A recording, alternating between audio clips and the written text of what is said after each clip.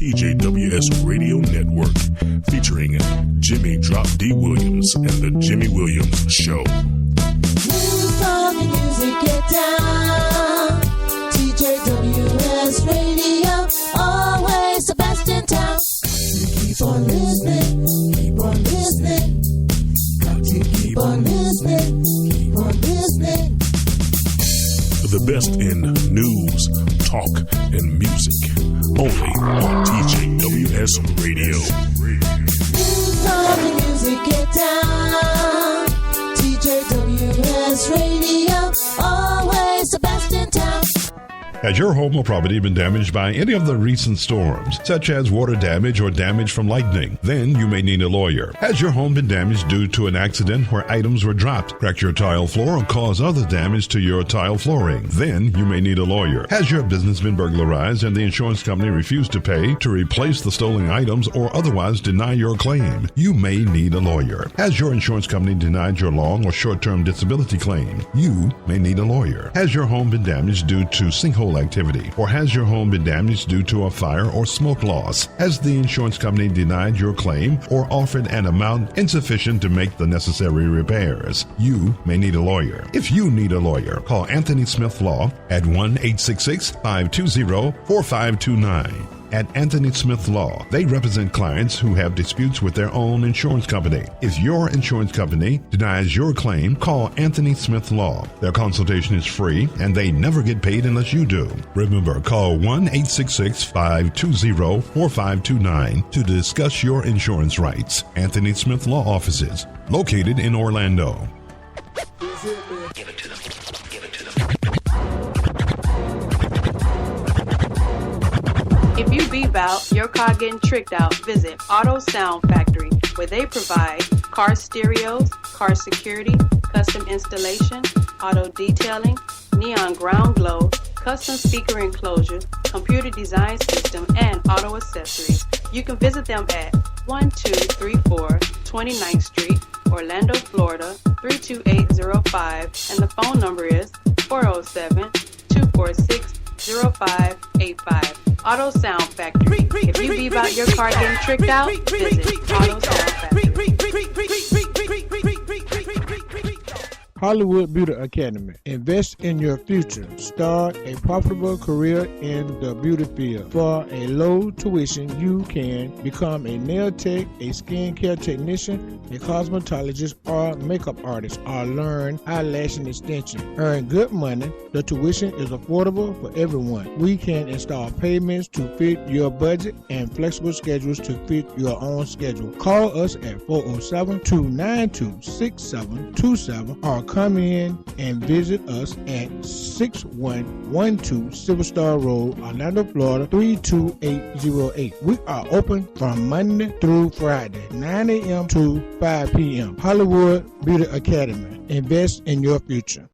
Hello world, this is your hostess that is the mostest, Miss Ovachi, coming to tell you about an event we have coming up March 22nd at the Caribbean Hut. This event is produced by and presented by TJWS Radio and Ovachi Enterprises. Again, it will take place at the Caribbean Hut, 2141 West Colonial Drive, Orlando, Florida 32808. The entrance is only $5, so don't meet me there, beat me there. Again, this event is an entertainment explosion, an explosion of entertainment. Taking place March 22nd, presented by TJWS Radio and Ovachi Enterprises. See you there.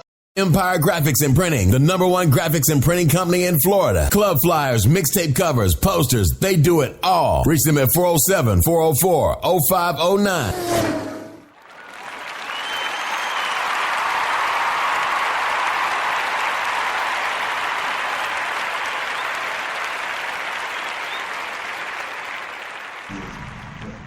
persons to support those highly skilled people. So there's a study going on right now looking at some things right now, and you see Fitz in the back. I'm not so familiar with this study that the city started in October of last year. It's a disparity study. I guess they'll be looking at probably some of those issues about employment, the demographics, underemployment. And I would think after that study, we'll have a little bit more information. With that information, we can, see where the disparities and the gaps are. So I'll be looking forward to that information. That will help us making sure we're connecting and getting to that particular demographic, 25 to 40. Make sure that we're getting to that demographic, what they need, the information they need. The other part with media, I'm not sure which friends, just because I talk about having more black media in Orlando all the time. I've shared that with Retta recently, with probably Paul, because that's something I talk about all the time. And I've recently talked about, and I don't try to say it too loudly, but we only have like one R&B station, like it's owned Cox by Fortune 500 company, I believe. We do need more black media owned by African Americans here locally, no doubt about it. Studying the history of media, having studied race, mass media, and the laws at undergrad, as well as at FAMU, is a course taught there that I took, race, mass media, and the law. We know how media has been used to influence the way we think, how folks can tune into, WFTV and walk away with something that's totally misinformed and ridiculous versus to the actual facts. That's what media does. And if we have our own media and do a good job at it, I don't think I know we won't have to worry as much about people being so misinformed. The Sentinel does a better job because they're able to more so tell the complete story. These local media stations are trying to get that sensationalized sound bite. If I send them a written statement of 4 sentences, they're going to chop it down to a half a sentence and put it in the context they want to put it in. And the community is confused and kind of disoriented about what's really happening. So we do need to own our own. And that's not something necessarily that a city commissioner does, but as a city leader, granted, those players are circling around these city leaders, and that's where the other part of leadership comes in, right? Bringing these folks together, getting the discussion going. Not that business people aren't thinking about it on their own. The business people see the opportunity, they generally go after it if they have the resources. But sometimes it may take someone else, like your elected official, to identify that this is concerned, but more so the business people that this is an opportunity, this is a void. So that's something that's very important to me as well, Ted. And as far as making sure that people know about what's going on, with technology, I talked about technology, how can we use technology to connect our neighborhood associations for crime prevention. We can also use technology if you want to know what's going on at the city. Of course, the city website isn't so great to navigate. There's a lot of stuff there, and to find what you're looking for may be a little difficult. But I think we can come up with part of that app or another app where if you want to be informed of what's going on with the city, maybe you just press that little app and see what the highlights are, the major things that are going to be voted on or up for discussion at the next council meeting, just at your app. And then you can drill down to something that piques your interest. You can tap it and get more detail from the actual information that the city commissioners get. Because we've learned that city commissioners get the information at the same time the public does. So you'll have the opportunity to see at the same time your city commissioner receives the information. You'll be able to get it. But maybe we can do a better job with breaking it down so that's easy for the public to drill down and get to what they're looking for. It's 1,000 pages of information. No one wants to go through that. Even a lawyer like me who does appeals doesn't want to read all that kind of stuff. But we know our commissioners have to. And if our public is going to be involved, we need to make it easier for that information to be summarized so they can get a better idea of what's going on. That's something we can do. That's easy stuff, using technology. Ms. Gelson, you have another issue? Now, this was really my question. When you called on me, I just said, I'm very concerned about the contamination, especially in Paramore. No matter what people say, I've been going to all the brownfield meetings. It's here. We have 2 Superfund sites in Paramore. My concern is the 2 brownfield grants that the city wrote, not the one for the EPA, the EPA coming in on Robinson Street right down from FAMU Law School. Every time they write, it's to clean up community areas in which the city owns or where they're proposing to do redevelopment. I understand when you do brownfield, it's supposed to do redevelopment, but all the money literally was earmarked for city projects. We have a health disparity, especially when it comes to asthma in Paramore. It's one of the highest in the nation. My concern is, as commissioner or city leader, bottom line is the community need more people to understand. It's not just Lawana, it's others who needs to understand. We need the rest of the land tested, and we shouldn't have to argue and fight for it. It should be something the city be willing to do. And so when someone's playing with children's health, because my mama's had a child care facility for 35 years in Paramore, a business owner, we're concerned about the health disparities that they've identified in their proposal. But when we ask for them to do certain things, we're having to bring in our attorneys. I don't have that kind of money. All I want to make sure is that money be tested, some of that land that the people living in get cleaned up. That is very important to a lot of us who still reside in Paramore or have a business in Paramore that serves children. And the brownfield issue is one that's fairly new to me, that I'm just now starting to hear about out in the community and learn about. I have not talked to city officials about it to get their position or the history. I don't know the exact history, but what I do know is that we don't want our kids playing or walking or being around anything that's contaminated. We know the story. Sometimes you build a park on what used to be a landfill, or it used to be land mines. God forbid, it used to be a battlefield. So we've heard about those type of issues going on, and this is something, brownfield, that's just recently been brought to my attention. I had no clue, never heard of folks asserting that parts of Paramore is toxic. That's nothing I've never heard of before. So I have to do my diligence on it and get to the bottom of it. And I can promise you, if that is factual,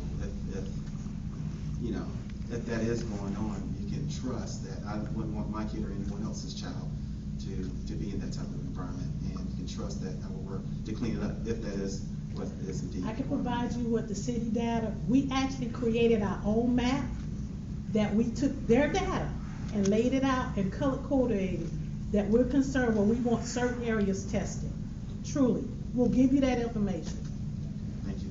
I see Paul Stevens, the campaign chair, getting close to me, telling me about 10 minutes ago we need to wrap this up. We only have the room until 8 o'clock, so I think we have time for maybe one more. We always get the one more issue, idea, concern. I think we have time for one more. We'll summarize. Yes, please. One of the things that the current commissioner was very, very good at was ensuring African American business had access to opportunity on the Vineyard project through the creation of the blueprint plan, as well as the workforce initiative, which also ensured that people had an opportunity to get employment on those projects as well. That is something that has gotten national recognition because it had teeth in it. What will you do to continue that legacy, or what will you do to even enhance that even more? And when I say enhance it more, I'm talking about how could that be extended through private projects where those who are getting tax incentives or other form of resources from the city, making them participate in that as well. One thing I plan to do, if elected, is the city does business with a lot of private folks, law firms, for example. Law firms, though, may have one token African American, if any at all. I don't think we should be doing businesses with those type of law firms. Local hospitals can do a lot better with their contracting with minority contractors. If we know in the past, we write them a letter and ask them about what they're doing for diversity in their contracting, they won't even respond. But that was then. I'm talking about the days when I was president CEO of the African American Chamber of Commerce, when we're looking at some of these things. I remember writing a letter, I think with the help of Malik Ali at the time. We wrote the letter to many businesses just to see if they were responding. We only got a couple of responses. We can help make that transition to private business by first getting the mayor on board. You know, mayor, we have a strong mayor form of government here, and we have to get the mayor on board with us doing business with private entities that share our values, because a lot of the people, businesses we're doing business with, don't share our values. And once I think that starts to be articulated from the city council, I think we kind of start that snowball. We cut contracts because your values, your diversity, hiring practice don't look like ours. So we have to do some of those big, bold things, and I know it's hard when maybe that firm is contributing so much money to your campaign. It's kind of hard to tell these people, hey, I hope you don't like to thank you for your $10,000, but you ain't hiring no black people. Of course, there's a lot of politics with that. And I can promise you, as commissioner, I'm not going to be silent about those issues. I don't care if a law firm do a fundraiser for me, if they're not, if they want to do business with the city, they don't have the diversity or the hiring practices that match our values, I'm going to be very clear that we shouldn't be doing business with them. I'm not going to sell out this community just because, get a few dollars for my campaign. That's not going to happen. So that's what I would do as commissioner. These things have to continue to be amplified and brought to the attention of the public at the city council meetings, but also the mayor has to share in those values. Granted, our mayor has been on board of the blueprint and a lot of things regarding diversity, but when it comes to that, I think we have a lot of work to do. Okay? Yes, Inez. I know you said one more question. Last word. Okay. I would just like to, I'm representing Black Business Investment Fund. It's an organization that's been around here for about 24 years. And I would like to thank Commissioner Lynum, because she has been a die-hard ambassador for Black businesses in this community ever since I first met her. And she met me like then and wanted to come aboard and roll up her sleeves. She didn't know me from Adam, to help businesses, and she's been doing it ever since she's been in office. And we've gotten over $30 million in loans out to Black businesses in this community, impacting thousands of jobs. And it's a story that people don't know about, but it is a reality and it's a truth. Part of the challenge for Blacks, as I see it in our community, is that we don't own anything, and we don't own anything because we don't have capital. Right. We may be very smart, we may have very good ideas, but without capital, you can't do anything. You can't control your property. There was a guy over there talking about this man who wants to sell property. If you don't have capital, you can't control your property. One of the things that the commissioner wanted us to do years ago was to invest in Paramore. We went to the city and we bought property. We paid $800,000 for a prime piece of property at the corner of Paramore and Church. That was her vision. She put me in the car one day, called me, Inez, let's go for a ride. She took me around Paramore. She says, we're going to find some property to buy. Paramore's changing. We've got to get some property, and we've got to put Black businesses in this property. So we're one of the few that do own this property, and we do intend to develop on it and carry out her legacy and her vision. And I think that because our organization is recognized nationally as one of the best CDFIs in the country, I think that perhaps we could work together with you to carry out some of the things that she had envisioned, to bring additional real capital into the community that can help a lot of folks that may want to invest back in the community. They need that capital. One of the things that's on our to-do list is to create a credit union, and we hope that you will be able to work with us to help us carry this out, because we've got to have something that we own in our community where the savers can bring their money, and those savers then can invest back into those businesses, because that's a part of what we don't have in the finance skeleton of this community or in Florida. And so as we talk about, I think you were talking about jobs over there, if we create stronger firms, they can hire people. So we can push for others to hire our people, but we've got to create firms that are strong enough to also hire our people. And I think those two things pushing together will help you with your vision as well to try and make the community stronger. Thank you, Inez. You got the last word. I'd like to thank all of you for coming out. This is going to be the last type of discussion of this. We'll continue this after April 8th when hopefully I'm elected. Continue this